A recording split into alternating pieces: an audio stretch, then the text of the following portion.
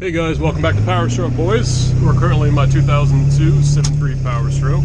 I finally got a GoPro again. A lot of my viewers have been asking for a bunch of drive around videos with the full manual valve body 4-100 that I've built. If you guys are new here, this is a full reverse manual valve body from CRT Transmissions.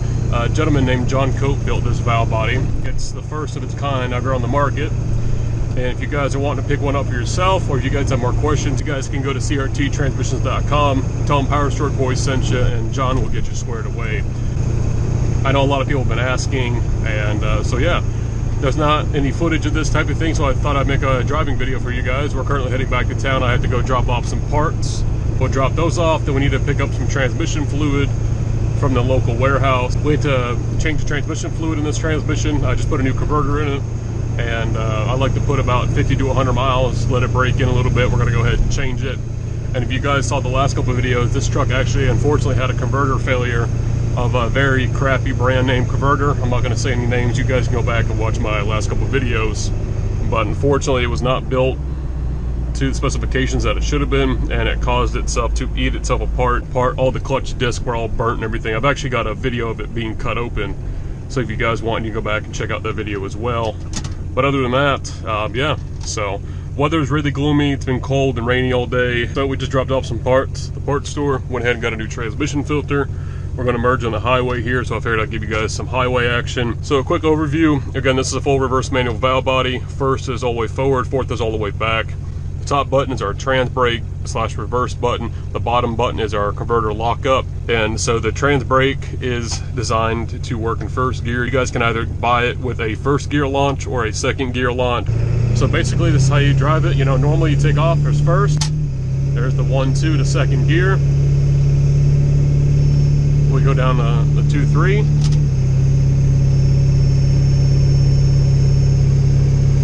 We go down to fourth.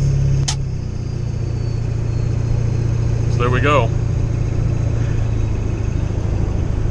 And if we want to hit the lockup button, we're not really going quick enough for me to use lockup, but for an example, hit the lockup button, and there's lockup. We drop down below 1500 RPMs. So the converter I've got in it now is just a multi-disc or a dual disc with a billet front face. Eventually I will put a nice Go-Ren converter in it or something along those lines, but for right now, the power I'm pushing, this multi-disc, I just threw it in here just to get it going, and I did upgrade to the billet face at least, so it does help prevent with ballooning and the converter expanding. So basically we're gonna get in the highway here, so we go ahead, where the coast clutch is activated right now, we go down to third gear, all right, go down a second. So we'll go down to first gear, they have the right of way, let's go down to first gear. All right, so we're in first gear. Really can't get on it, it's raining outside, but here we go.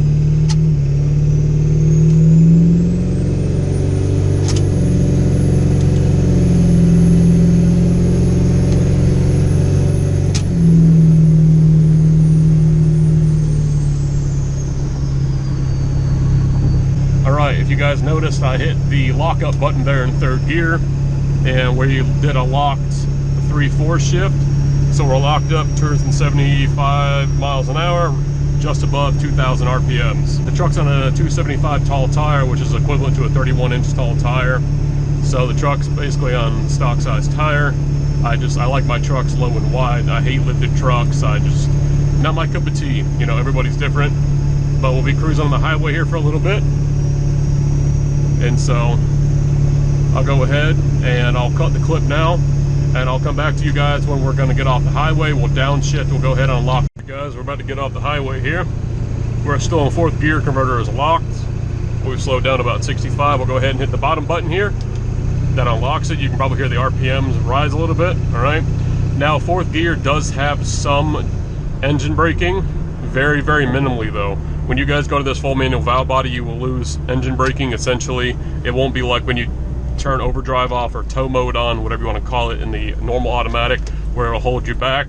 Now you can see it's holding me back and forth. We go up to third, then the coast clutch is activated, then we go down to idle, and that's the same thing all the way from fourth, second gear and first gear. We go up to second, we come back up to first, we'll just push forward, and that's essentially it. Took a little getting used to, obviously, going from an automatic to a full manual valve body. The only thing I do wish that it was a normal forward shift pattern instead of a reverse shift pattern. We'll lock the converter.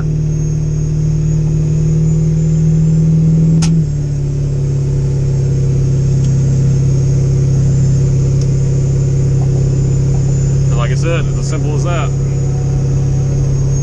It makes the driving experience totally different.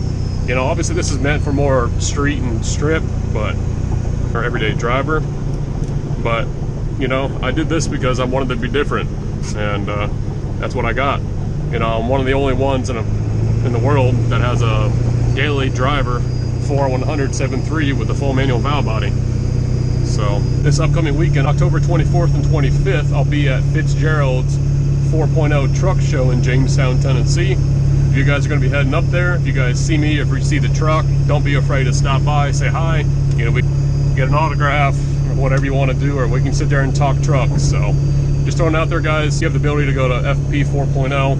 It's an experience you guys don't want to miss. All right, you guys, I'm going to go ahead and close out this video. It's only a couple minutes long, but I don't have much footage of driving the truck around. You can see it's up on ramps again. Currently 2 o'clock in the morning, October 21st. FP 4.0 Truck Fest is 24th and 25th of this week, so I'm uploading this or the same day I'm editing this, so I'm trying to get these videos up for you guys. I know a lot has happened in the last couple weeks. We went to DPC, got a new converter, pulled the transmission back out, rebuilt the pump, built the vacuum tester, slapped it back in, and I know I kind of jumped around on video on that, but you guys really don't need to see me taking a transmission out, putting it back in, taking it out, putting it back in, and there's the dog. And so yeah, again, if you guys are able to come to FP 4.0 Truck Fest, it's going to be over 20,000 people. It's going to be the biggest show of the year.